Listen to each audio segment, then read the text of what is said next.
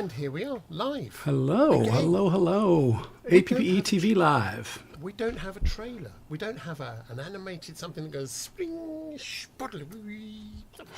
Yeah, we need a machine that goes ping. We need a machine that goes bing.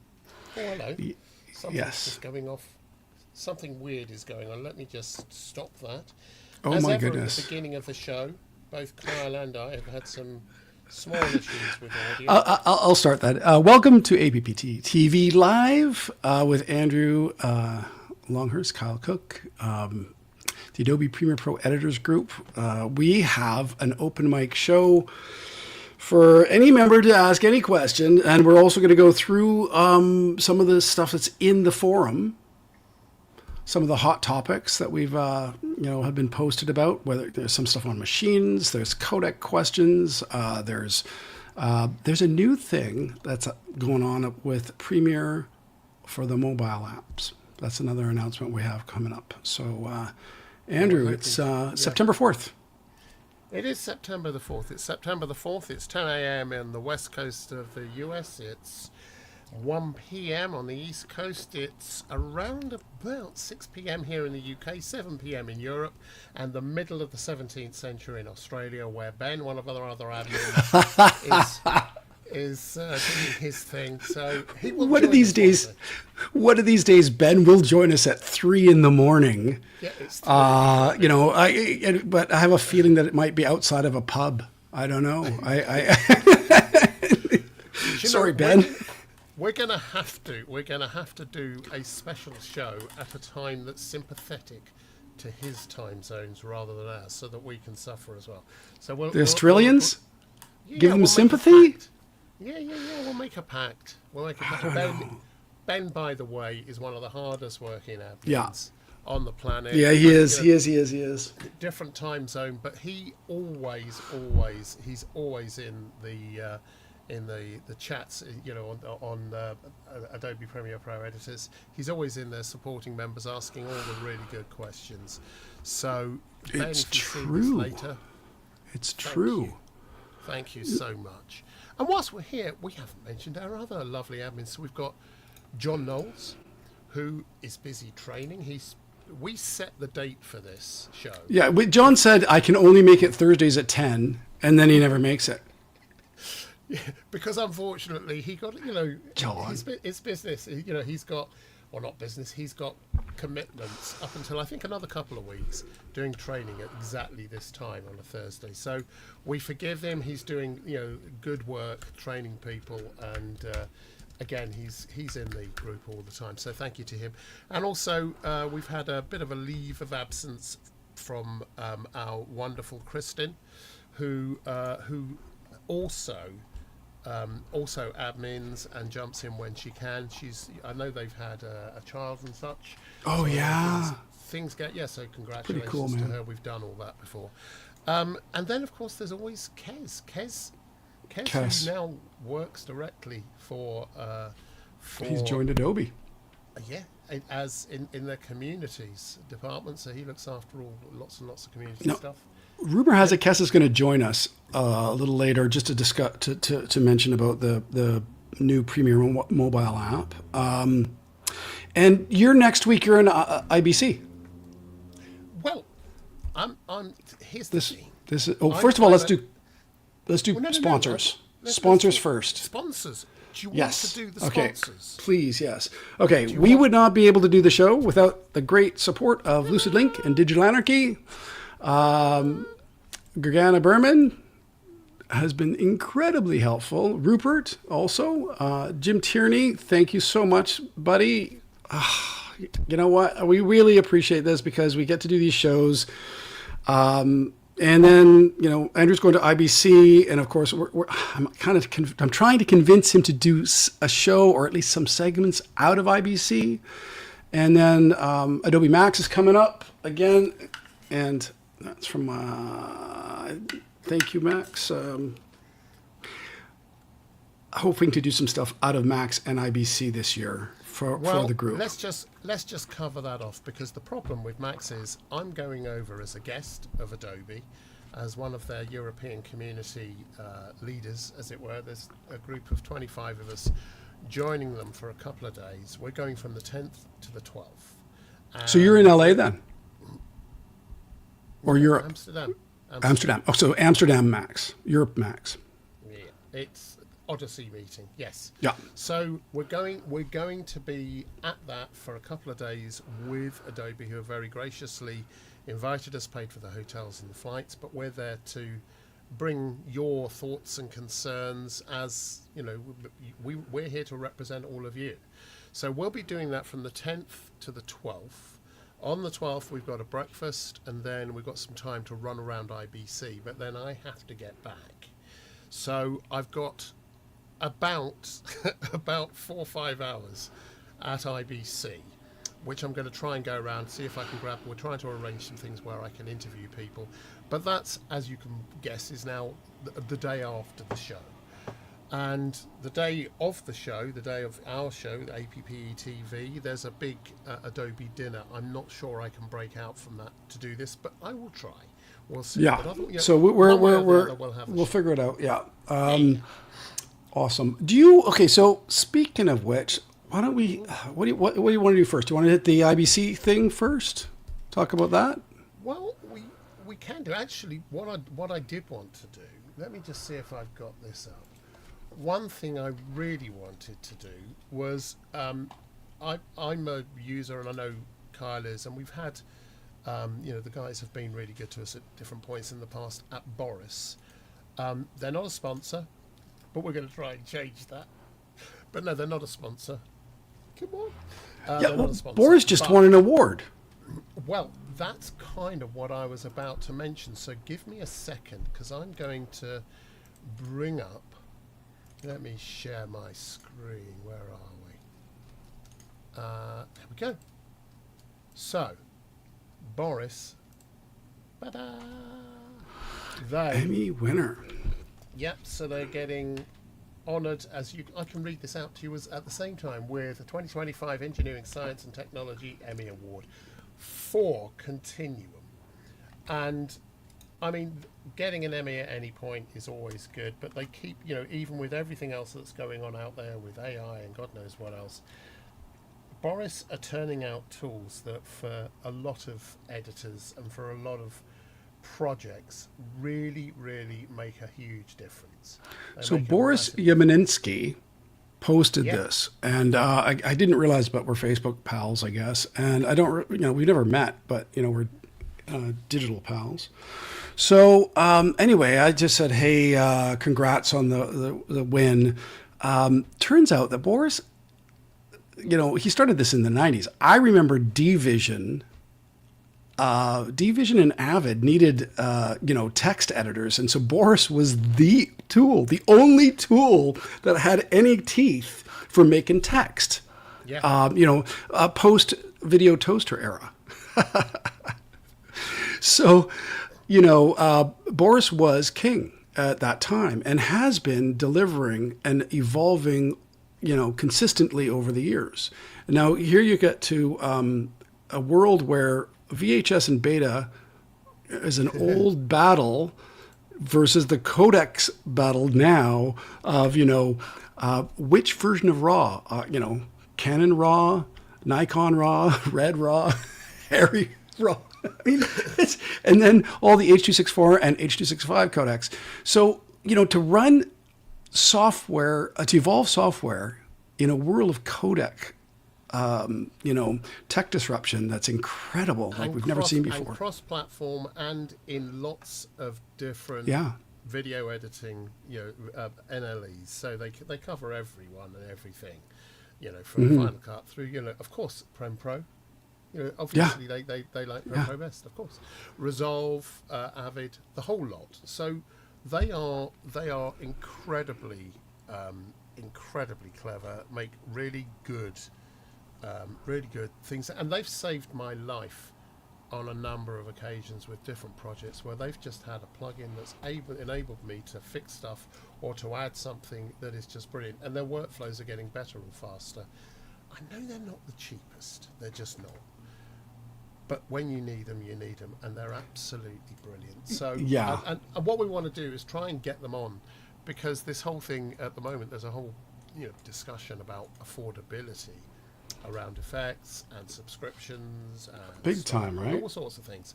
We'd love to get them on to talk about this, because I know it's something which a lot of people are interested in, and they've got some really good stuff to share.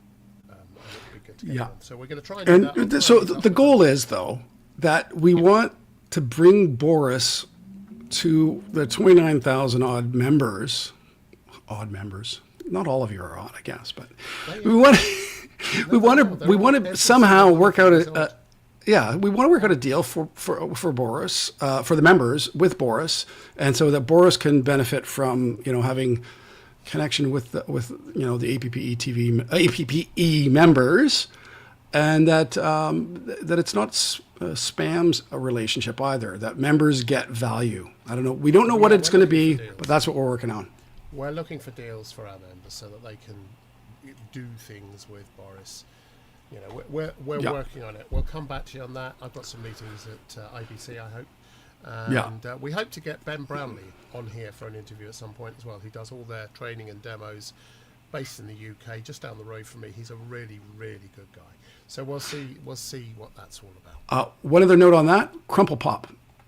The guys from Crumple Pop, Boris bought Crumple Pop. So Crumple Pop's awesome audio plugin. Those guys, they've shown have been developing that software. It's the greatest tool, easy, especially for those video editors who are know enough about sound but not enough to make the handcrafted effects. You know more about it than I do. You're an audio guy. Yeah, I come from an audio background. I've had audio studios. I've been a record producer and video and film, sound effects. I mean, you can tell I'm still doing sound design now. So I'm still doing sound design now, and so audio does it matters to me. When Crumple Pop got in touch with us a couple of years back and said, "Hey, do you want to try out some audio tools?" I think Kyle and I looked at each other and went, "Crumple what?" Yeah, exactly. What? Crumple? And they asked us if they thought the name would. They actually asked us what we thought of the name, and it's kind of cool actually. I like it. However, they sent some tools out, and they were early doors then, and they were okay. They got better, and then in the last year they've just upped the game massively. They've got one of their plugins which is I think it's Vocal Enhance. So they do what you want from all the other vocal plugins, except it does it in real time.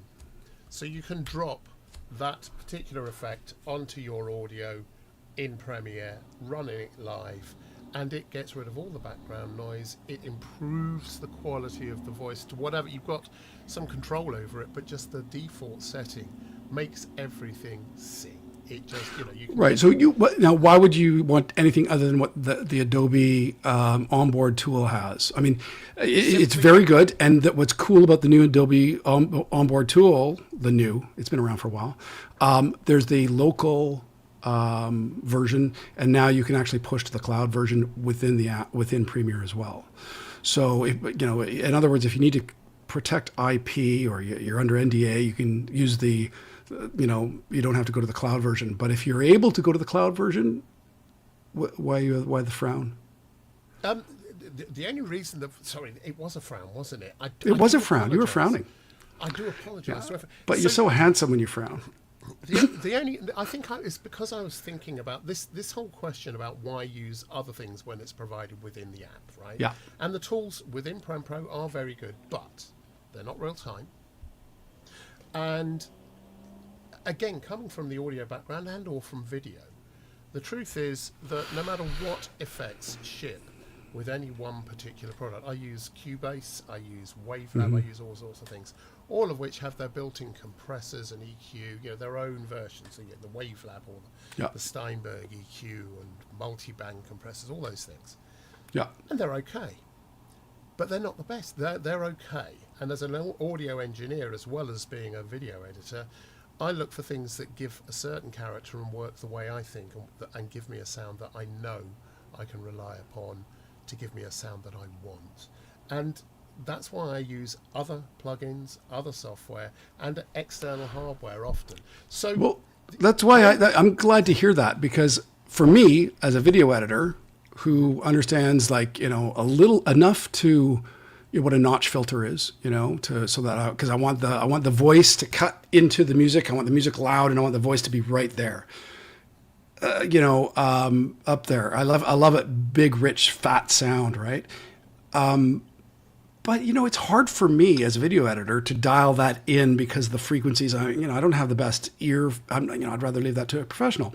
What I found is with Crumple Pop, it made it easy for me to do it.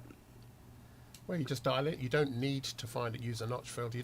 You just put it on top, and it enhances the vocal. It removes the background noise by as much as you want, and it brings the voice forward, making it richer, less reverberant, again by as much as you want. And so it's a really, really good thing. And often I'll have a copy of the track. I'll have whatever audio I'm going to apply it to.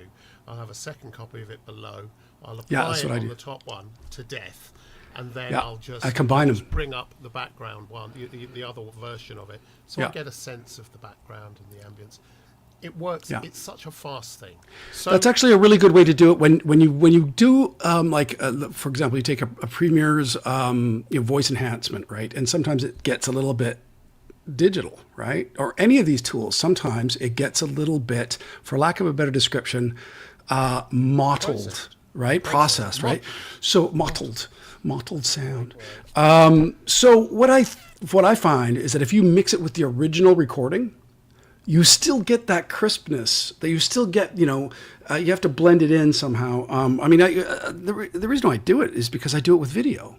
We used to basically, with Photoshop, we used to always do, to do beauty effects. We would do some, basically do a mask of the face, with cut out the eyes, make sure they're clean, right? Mm-hmm. But and then add in some glow and some blur and stuff like that, and then do opacity transfer modes. With audio, I'm sure it's pretty much the same. I would think it is. I mean, I have to say that with video, what I tend to do is, no matter what I'm editing, I will take a picture of myself, and I'll always impose it over whoever's talking, and just a little bit, because I'm so pretty. Well, it's kind of. No, I never do that. But I just thought I'd throw it in there as a cut to the birds. As a thing. By the way, whilst we are talking about this, we had Jim Tierney on the show, a lovely sponsor from Digital Anarchy, and we were talking about his ripple remove, so flicker free. Flicker free. Talking about his latest version of that, and I think we mentioned it on the show, but it's always worth mentioning again. Whenever someone says I've got flicker on my screen, someone else posts the urban myth of, well, if you put a copy of the video above it and delay it by 1 frame and then change the opacity to 50%, it will get rid of it. Guess what? It doesn't work. That's like the 80s 90s version of analog solution. I mean, we've all done it, but now you don't have to. Well, it's also like the notion that if you've got a lot of room reverb, you can take a mic with room reverb on it and the voice that's a little closer, and if you phase reverse them, it will somehow mask out the noise. It will mask out all the others. It will phase cancel it. It doesn't work.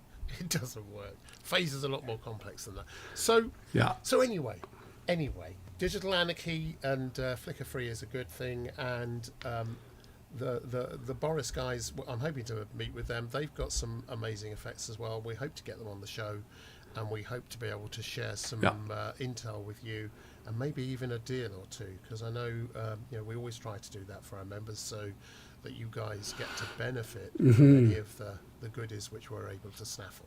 And if you've got someone in particular, by the way, a particular plugin manufacturer, hardware, software, DAW. Yeah, we're happy to go chat with them and see what's up. Ask us and we'll do our best to go and find them, get them on the show so that you can chat to them. So that's that for the moment. So, okay, well, let's talk about Premiere Rush and Premiere, because I want to save this for Kes when he comes in. Let me why don't see. you save it for Kes? Let me just text Kes. I'm going to text Kes here. Let's see, Kes. Kes, dear Kes, darling Kes, Dear Kes. where are Here, you? I'll do it with my voice. Where are Dear you? Kes, Precious? we're live, and we would love to talk about Premier Rush and Premier Mobile Rush. and the announcement. So please come on. Yeah. There. Yeah. I just Yeah. gave it to him. Okay. Very good. So Kes, here's the thing. come on, Here's we the need thing. you. So, sometime we've got some other stuff to talk about as well. By the Yeah. way, but because we've been doing this for a long time now. Adobe have become more and more embedded in the group. They follow, they follow a lot of the conversations, and we probably give them, because we give them a really safe journey through the group, so that they can get what they need and we can get what we need, and it gives access to all of you, to the voices and to the people working on the code, which is great. And where was I going with this? Well, I think one of the things that's important to recognize is that Oh, I know. we wanted to make sure that it was safe for engineers to hang out, devs to hang out.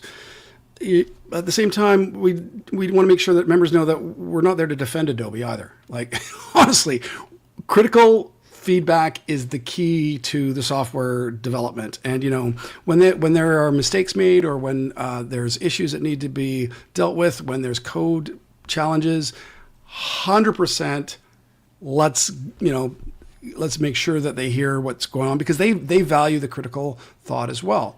And guess what? Guess who doesn't sponsor us? Yeah. Adobe. They don't. And that's not because they wouldn't if we asked, I suppose, but we don't. We actually we treasure our independence, and that makes us a valuable voice for you to talk to them.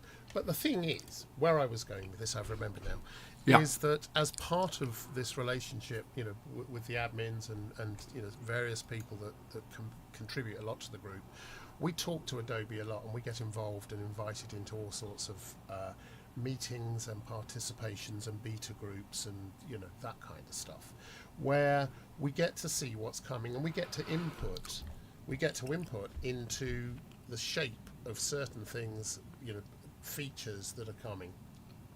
And we do that with the intel we have gained from our members. We often bring up our members' points in these meetings, saying, well, we've heard this on the group. Sometimes I think that Adobe gets a little annoyed with us, like, oh, one of our members. But it's important, Yeah, we rarely raise something if it hasn't been raised by more than one member. If it's only one person saying it, then it's kind of, generally it's because more than one person has raised it, and we, that really helps. And guess what? You can also get involved in some of this. If you want to, you can start engaging more with the Adobe folk. They've often got things going on through the Odyssey program where they seek input from Adobe users across the board. So feel free to jump in and do that. But so that's why we're able to talk about some of this stuff, and we're hoping that Kez will be coming on shortly to talk about this new thing. But whilst we wait for him, and hopefully he will, as you've heard, I'm going to the Amsterdam Adobe Odyssey meetings next week, and then IBC. And IBC is an astonishing event. What I'm going to do, I'm just going to share something with you, because I can. There we go. So this is the IBC 25 event held in Amsterdam. Same time every year, pretty much. I was there a couple of years ago, also, at the behest of Adobe. And hello, someone's done something. So here we've got the dates that it's going. As I said, I'm leaving on the 12th, so I need to try and structure as much of my time on the 12th to being in one of the halls and going to see as many cool people as I can. Maybe do some interviews. I'm going to try and get some interviews done, film some cool tech, talk to a few people, and we'll have that on the show or as separate videos which we can put up on the group. I'll be the roving reporter, but for a very short while. So That'll be really fun. it will. It Yeah. will. As you can see, there's a lot going on this year. Clearly, there's a lot of talk around AI, and there's a lot of talk about how different channels, different providers of entertainment, content creators, such as Channel 4, NBC, News People, YouTube, all of these folks are busy at the show. I'm going to go full screen on that, Mike. Sorry? I'm going to go full screen on that. Well, that is full screen, pretty much. So, as you can see, there's a lot of different halls. I can show you a lot more, but instead, what I think I'm going to do is come out from that. Oh, I see you. I was just flipping the battery on my lamp. That's why. We can hear you, Carl. You know that. Yes. Okay, good. Right. I don't know what's going on there. Why have we got that? Hey, bud. Professional as ever. So, Fun. IBC. I made a few notes in our show notes about some of the things there's going to be being discussed, some of the things being talked about. So there's conquering the airwaves, and that's talking about private 5G networks from land to sea to sky. So there are more fully enclosed and readily available mobile networks, so that whilst you're travelling, you should be able to edit and view and collaborate even whilst you're on the move, without the constant dropouts you get from these kinds of things. So that's becoming a really big thing in our industry. We know that for streaming and or for certain live shows, even whether it's ENG or for certain meetings or even live drama, the fact that you can do it from whilst you're on the go makes a really, really big difference. I'm just looking to see if anyone's actually joining us here. Just by the way, Kes said that he had to step into a meeting and he can't join us at the moment, but I've asked him for a link. So for the announcement on, oh, there it is. Okay, let me grab that, copy that. And here we go. I will share it to my screen momentarily. Okay. Okay. So, did you want to finish what you were talking about with IBC, or shall I share? There's a lot to talk about with IBC, but why don't we? Let's just take a step back. If Kez isn't joining us, let's deal with this now, because this is a big announcement, and there's more coming around this. But why don't we do this? So I'm going to. Okay, I'm going to share a screen. Okay. So basically, Rush is deprecated. That's it. Rush is over. Adobe Rush, the mobile app. It's unfortunate. It was a great tool. People did use it. So this is a project of Violet, during the dev time. And I was on I did do some feedback during the app development. I gave some notes to Abby. It's basically really cool. So what's really neat about it is that whatever you do on your app, you can actually do. It shows up on your app. Yeah. Here, I'm just gonna. There you are. So there you go. There's the QR code, so you can get to this free app. So pre-order. Billing. You can pre-order. Pre-order. Now here's the thing. It's still in beta, isn't it?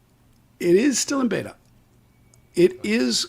From what I understand, it is part of your Adobe Creative Cloud, subscription fee. It's included with it. You can also get it on its own, apparently, but I believe they haven't fully, gone through all that. But basically, I did check the app out, and I cut a couple things on it. In fact, I did when I went to the Nine Inch Nails concert, a few weeks ago. I did a little video about the Nine Inch Nails concert, and I used the Premiere app on my iPhone to create it, and it worked pretty good. I was able to do the sound and some graphics, and it was fairly intuitive. Like a finger editing, for what it is. So you've Yeah. used it, right? You've used it. I don't have an iPhone, but I have been looking at what they're doing with other platforms which aren't ready to be. It's a good thing you're discussed yet. handsome then. But if you go up a little, if you could just go up. Yeah, just 1 second. I'm just gonna. No sound, no problem. Unprotected. It's move seamlessly between. This is the thing that's important, in my opinion. Swinging between the mobile and the desktop app. So what you do on the mobile will show up in your Creative Cloud account on your desktop. You were saying to go up? Yeah. Go up to just down from there, please. Down. There we go. Let's do each one of these. So design with mobile in mind. Let's have a look at that, because there's a whole bunch of stuff. So if you can zoom on that a little, Kyle. Okay. What do you want to? Yeah. There we go. Fine. Good stuff. So with this, you have the opportunity to do do a lot more with the color changing than you were in the previous apps. You can trim, reorder, layer clips. You can layer clips in this, which is really good. The colors are not going to be what an editor needs, but it's good enough for a quick arrangement. And the edits, it does edit, but it's not like an editor. And this is why it's in beta, because they're going to be looking for feedback on this. Can you just leave it there for one more second? Sorry. Sure. So one of the things which came to mind, the kind of stuff that Kyle and I and lots of other people sort of engaging with Adobe ask, the kinds of questions are, so if we make an adjustment to the color here in this app, and then we transfer it to Prem Pro on our desktop, does that adjustment stay, or is it burnt in, or can we just get rid of that color adjustment and do our own? Great question. I don't know. I would think that it does. I have to be careful how to answer this. I know that there is a lot of color. There's a lot of new stuff. Adobe's actively always working on color engine and tools for the editors. So whether it's Lumetri or whether it's this and that, there's a whole bunch of stuff that's I expect that Adobe Max this year is going to announce some pretty darn cool stuff with regards to making it easier and better for color. And I think go yeah. on. Well, but I think that I don't believe that this is. If you export the file, yes, it's baked in, but the project itself will likely open up with this as a Lumetri tool. That's what I would imagine. So if you do an export it out as a finished file, then anything you it'll be baked in on the mobile will be burnt Yeah. in. But if you export the project, if you share the project with Premiere, my understanding is, and my expectation is, that you'll be getting the raw footage, whatever it is, and then if there are that's what happens. Your project comes up as a project with the asset, and that's what's cool. So you could do a quick arrangement, you could do a quick edit, and then send it to the editor for finishing. So say you're like, for example, Andrew, you're out there in the field at IBC, and you shoot a bunch of stuff, you use the mobile app, you save the project. The project is in a shared project asset with Lucid Link, where we both have access to it, right? That's one way of doing it. Yeah. Yeah. Absolutely. Yeah. And so that Lucid Link is the glue that holds us together.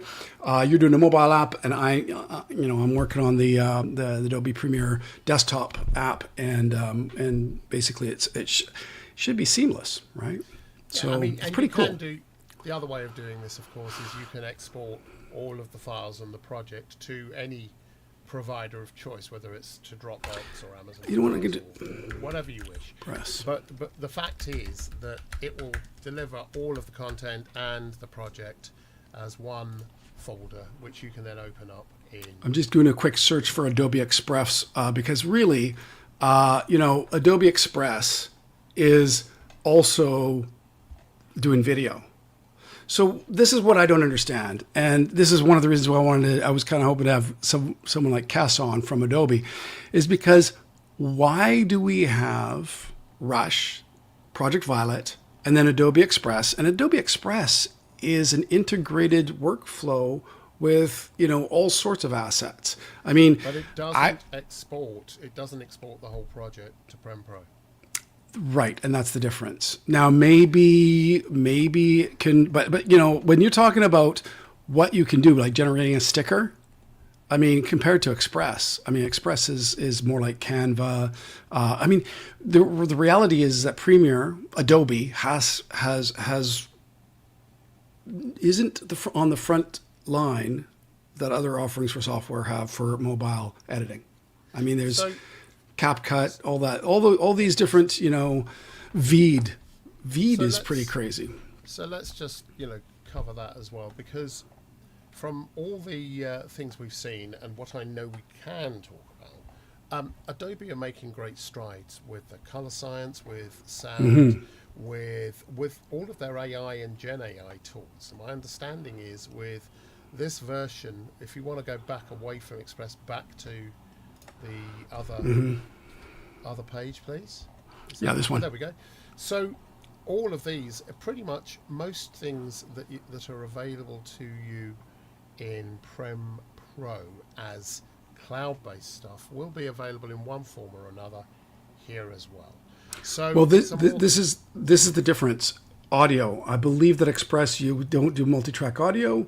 With Premiere, Project Violet, which is the Premiere mobile app, I don't even think it's called Violet anymore, but you can do layers of audio and work it properly. I think the best way to describe this particular iOS thing, and the way they're going to do the same with Android and whatever, is this is a light version of Premiere, but a very powerful light version with a lot of the tools so you can do a lot of work on location whilst you're recording, shooting, do a quick edit, get it back to the studio or back to whoever's editing it on their workstation, and they can carry on from there. They've got the basis for it, they've got selects, they can start working on it pretty much immediately. Or you can create something directly on your phone on iOS, and then when it's mastered, send it up to the cloud. So it's a very fast and good way, powerful way of editing. It does a lot more than a lot of the other this would be the question that most people would have is, am I getting asked to pay more for something, right? And so generative AI credits, yes, right? And then if there's storage, I'm not sure exactly what they mean by storage. Again, let's deal with that. Generative AI credits and generative AI. No matter what anyone says, no matter what you see online where people say free, you can generate however much you want, and it's free, it's not. And there comes a point where you start getting charged, and that happens with every single one. And the problem is that generating AI, generative AI, whether you're creating photographs or particularly video, which is hugely intensive, it uses a lot of processing. It uses a lot of storage. It uses a lot of GPUs, and that costs. And it's a lot. It costs a lot for Adobe or anyone to deliver those services. So here's the thing: you can do an awful lot without Gen AI, and the way an awful lot of people are doing this, even Adobe. One of the first things they launched as a generative AI tool is the idea of generative extend. So you get to you're editing away and you've got a clip that just finishes at the end. Someone finishes speaking, they go, and that's what I think. How was that? And they turn away. You go, how was that? And you go, what? Why did you turn away? That was the perfect ending. And you can do the hold, which is, and this is what happens.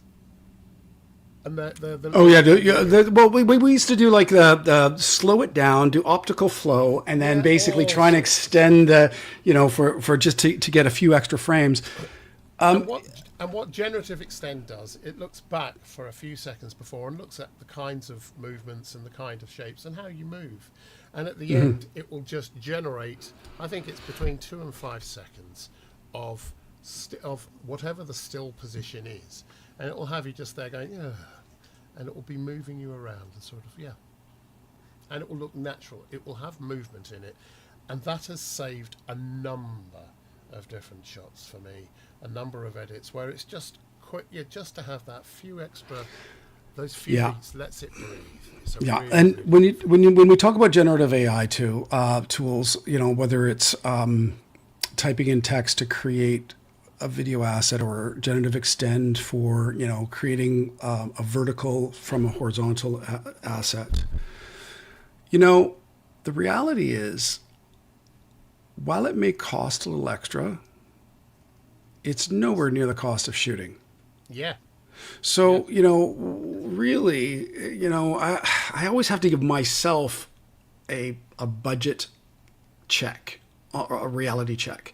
If I had to go shoot that asset, it's, setting up a shoot, getting talent, camera, lighting, basically $1,200 minimum a day for a unit to go out. If you're doing a half day, maybe 800. A proper team, it's going to be 2,500 to $5,000 depending on what you're doing. that's close. That's Canadian dollars, by the way. Which is Yeah. So 37 pence. yeah, I think that goat translates in U.S. markets as well as U.S. dollars. But basically, a shooter is $500 a day. Gear is $500 a day. You can pretty much get that somewhere, right?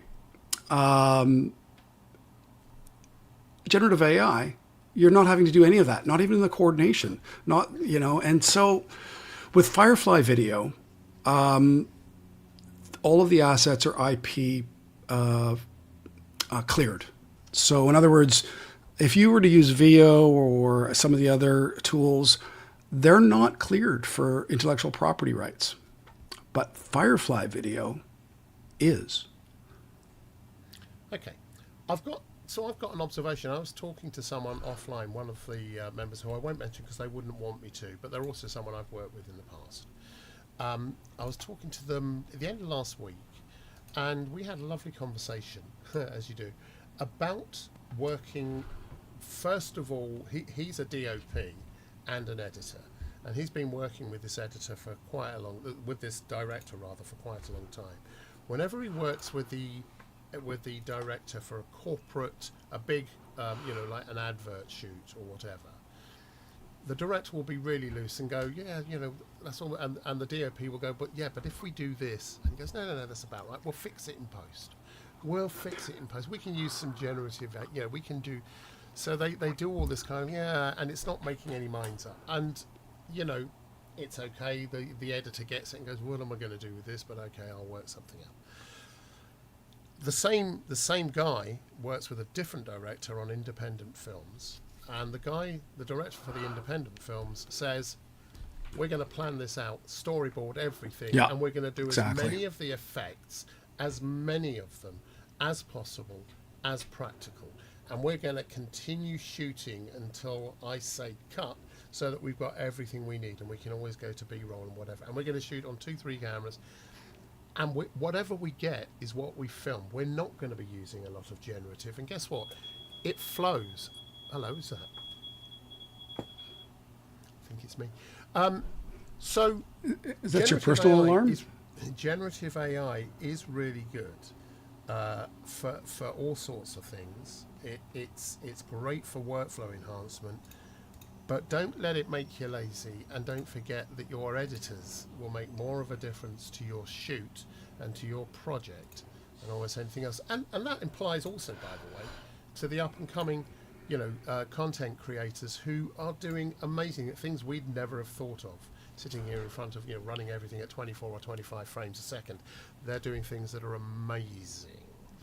Yeah, and the thing is, you can plan for using generative AI with practical, which is basically the VFX workflow we've always done. Yeah.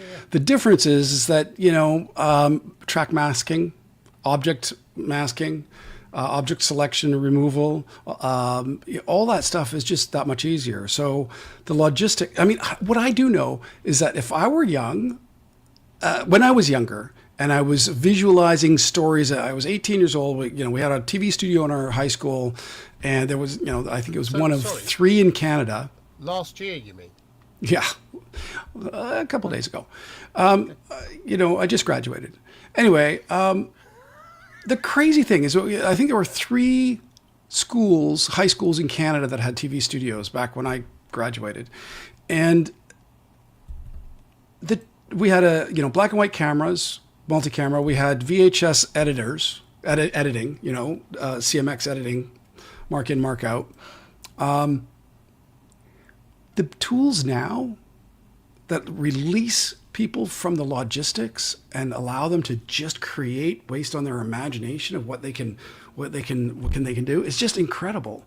So for those of us who have come through the generations of working with tools and fine tuning our craft and learning it's interesting to watch this evolution.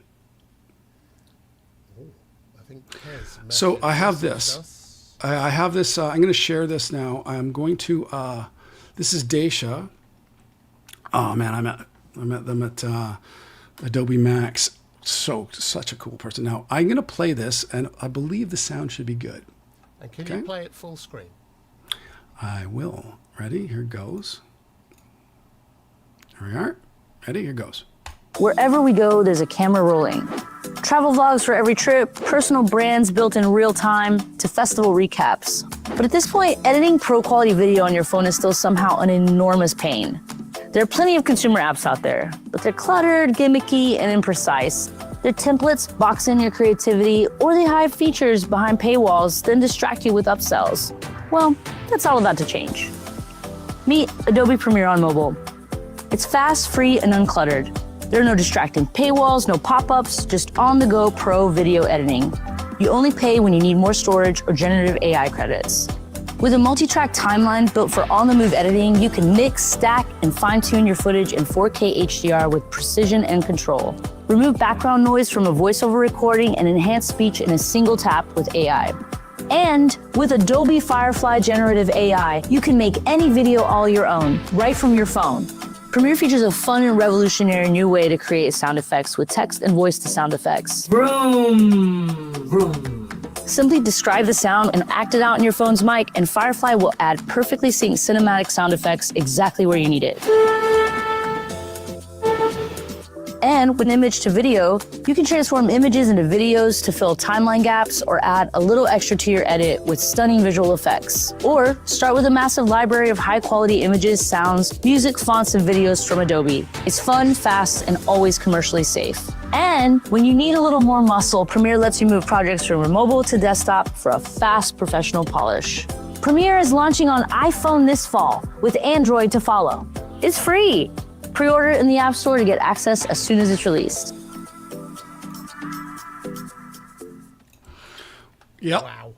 Yeah, it's pretty cool. So that's the difference from Express, right? Yeah. I still wonder what they're going to do with Express and this. I mean, it's 2 offerings that are competing within the same company, right? Well, we'll see what they get up. But this is, I mean, in the meantime, lots of people are using Express as they had done Rush before. And I think it gives us the stepping stone across the technical divide to get to this, and that's always a good thing to have a way of migrating from one to the other. This is a good looking thing, and it does seem to have a lot of the tools that you want. Remembering the kind of editing we do on the big app, on the main app on a workstation, is a lot more finesse. There's a lot more control. You can do a whole heap of other things. But on a mobile, you have your finger, right? So they're doing all of this. They've worked really, really hard on making this as easy to use, but still powerful as possible. And I think there's going to be a lot of content creators out there doing some really, really good stuff with this. Right, and you can see how while you're at IBC, if you were to send stuff. I mean, we did that at Max in Miami, but it was a bit tough because the internet was spotty. It was really a tough location for doing mobile cutting. But this is different. Whereas this, you can do it on the device and upload it when when you've got the bandwidth to upload it. So, I mean, I can see this being used a lot, and with things like with the kinds of cameras that are available on the iPhone, which are brilliant, and on the latest Android as well, and various others. But most of those devices now have really good cameras, so you can be doing really top-notch content always presuming, of course, you know how to film in the first place. You know how to do this so it's not shaking all over the place, and and you're actually, you're not doing that. You haven't got your thumb across the lens. You're not doing. Hi guys, I'm here from lovely Vienna, as you can see behind me. It's so it doesn't make you talented, but there's a lot of really talented people out there, and this kind of thing is just going to grow and grow. And the fact that it's available free and you get it as part of the overall subscription, which means you can move it between the two, is just fantastic. Really one of the coolest things in there was they using a voice to create the sound effect you want and then describe the sound effect. I mean, that's that was something that I didn't realize that they had announced that Adobe had let that cat out of the bag yet. Yeah, so let's so that's now public. And so the way this works is quite simply. You watch a video, and you can, as you're watching the video, put in sound effects. If you see someone walking, dun, dun, dun, you can go clack, clack, clack, clack, or step, step, step, step, or thump, thump, whatever, and do it in time. And it will then generate various different versions of a sound effect it thinks you're trying based on your prompt. Based on your prompt. And you can add multiples of these. So you can say, here's the footsteps, here is the traffic noise, here is the clock going off in the background, here, whatever. You can do all of that. And it will follow the rhythm of your voice. So as long as you're in time with whatever you want it to do on the video, then, she did brum, brum for the buses. That would have probably been because the attack and the kind of shape of the voice would have been more and so there are all sorts of ways of doing this, and just that one feature is going to save a huge amount of time.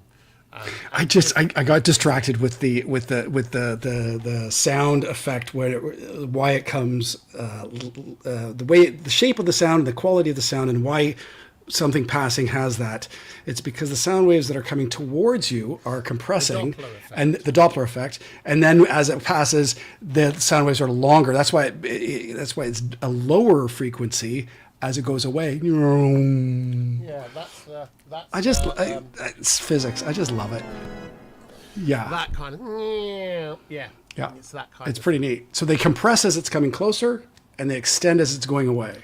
And that's the waves. But the fact that it's got that, and so it's cool. got other generative stuff there, and you heard them say that if you need more storage, here's the thing: you can save your storage, you can save all of your stuff to your to a card or to an external drive if you happen to have that connected to your phone, or you can use Adobe storage. If you need more storage, you pay for it. If you need more generative credits for doing these things, you get some with your plan as well.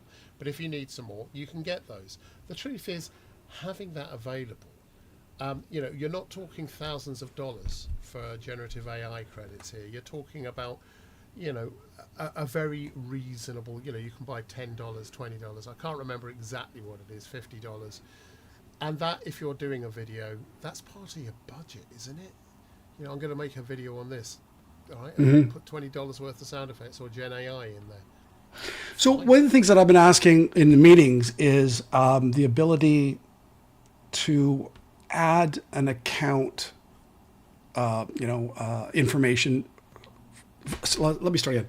For those of us who work with multiple clients, tracking the billing for each project and using generative AI or Adobe Stock or whatever, it all comes into your own account, and then you have to account for it. But being able to assign a purchase order number or an invoice number or a project name or number for each one of these items, so that you can, basically pass the cost forward, that would be ideal. And I've mentioned it at a couple meetings. Maybe it'll work out that way. I hope so. But just making it easy for us, right? Yeah, we've all, the several of us have mentioned exactly this point. If we're going to be using Gen AI in this way, then we want to be able to differentiate between Gen AI for one client and Gen AI for another, and therefore be able to bill accordingly. And that's a very good example. That's a very good example of the kind of input that we have, and we know that other members have talked about as well on the group, all sorts of different stuff. that Well, gets fed back agencies- into them. And they have agencies- listened. Yeah, agencies will have their own stock libraries and their own account that they want to bill against, because they, oftentimes they've bought significant volume, so they get a discount. So rather than the editor providing it, so again, that would be another billing engine that would be ideal. Yeah. And hey, we're one at other the thing, end of 'cause our we're show getting almost. close. We're getting close to the end of the show here. I was going to do more about IBC, but you know what? I'm going to do that after I get back from IBC, because there's going to be announcements made that we have no idea about, and we're going to have a lot of news to catch up on. What I Right. do want to share, though, what I really, really want to share is one of our lovely members, one of our very lovely members, when we were talking about the show a little while back, came up with a rather brilliant little graphic. What he said was, if you know, you know. If you miss an episode of APPE Live, you miss a lot. And he popped this graphic on top of it. It was pretty fun, wasn't it? I know. That's just brilliant. So listen, we're setting a challenge for all you lovely folk out there in There we are. APPE land. We'd love Okay, to well, see- I will say we need to cut an opening. Honestly, we did some. We played with some our slate and animated it just real quickly, and we really haven't invested the time to do an opening. Right now I'm doing an opening for a friend of mine's podcast. I mean, I've known the guy for 30 years, client, and so it's like layering and After Effects, and using a waveform tool. It's pretty cool.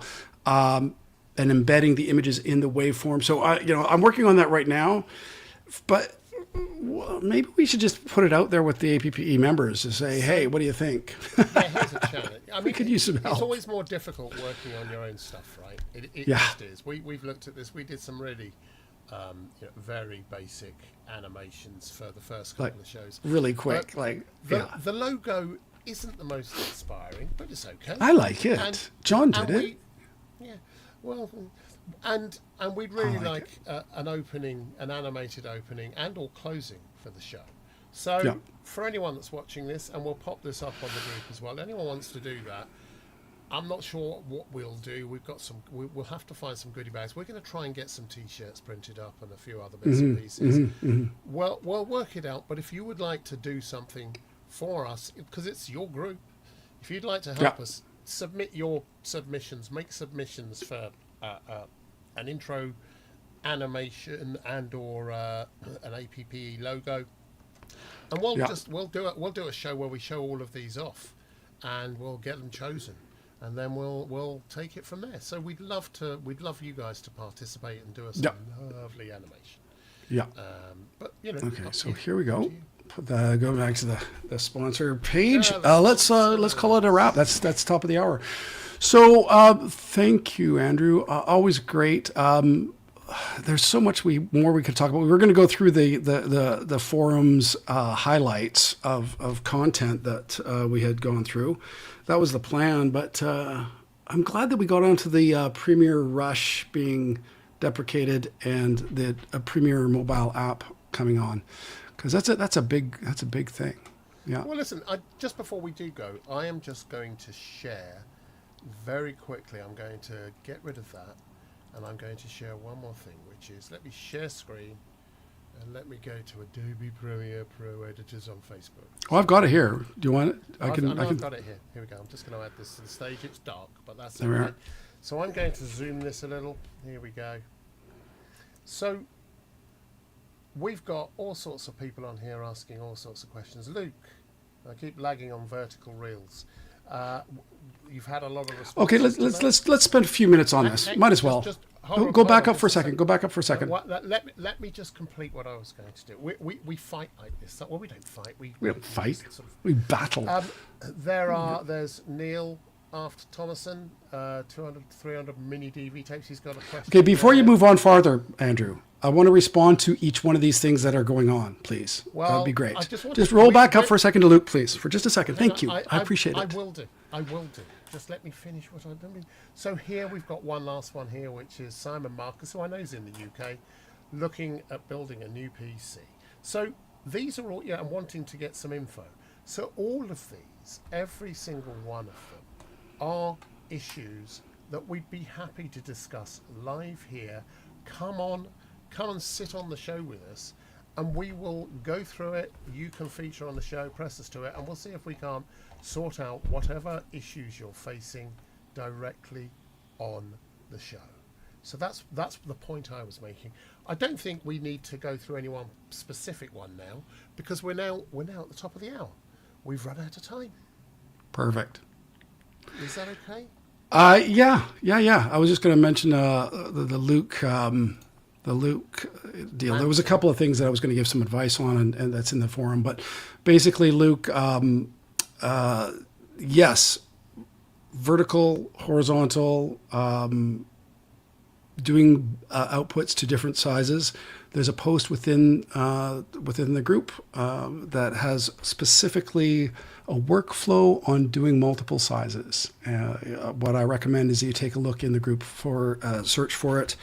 I was going to show it, but we'll wrap it up. Sounds good. Yeah.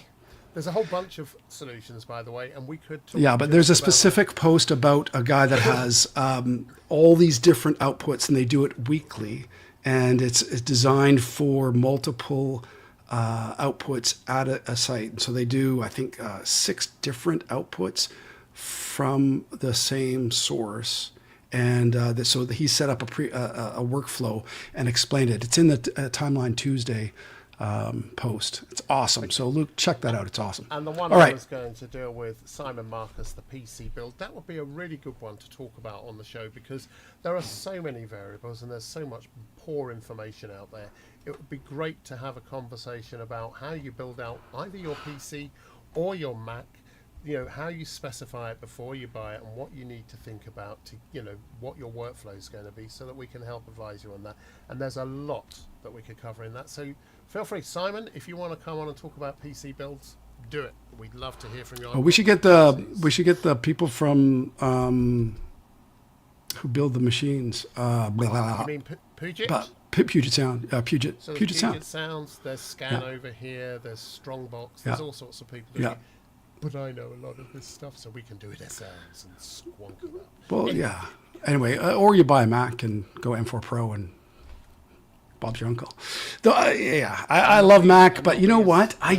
What I miss the most between building any system is having a two operating drives, so that I can clone one, I can upgrade and hammer all sorts of new software and just basically kill an operating system and then go, oop, that didn't work, and switch to the other drive. And that's what I miss the most about these, amazing pieces of gear. We should talk about that, because you can still do exactly that. But virtual machines, we'll come back to. That's a really good subject for something at some point. Oh, create virtual machines. But listen, we will create. There is that as well. We'll virtual come back machines to this next week. Next week, I think Carl's going to be here, hopefully with someone else. And I will. What do you mean, hopefully? Hopefully, I hope someone else will come on. We'll have a good show next week. We'll have to have a guest on. John or Cass would be great. Either way, we're gonna have something. That's going to be fun. Have something, and we'll see if anyone from Adobe wants to come on as well. But listen, that's right. That I believe is a show. Kyle, cheers. Have a good one. Thank you, everyone. Darling. You too, buddy. Yeah. And good to chat away here. And we wish you all a wonderful rest of your evening, weekend. Next week, episode 6, APPE-TV. You saw it here. Let's see where we go to from here. Thank you so much for everyone. Cheers. All right, I'm going to end the stream. Bye. Perfect. Bye.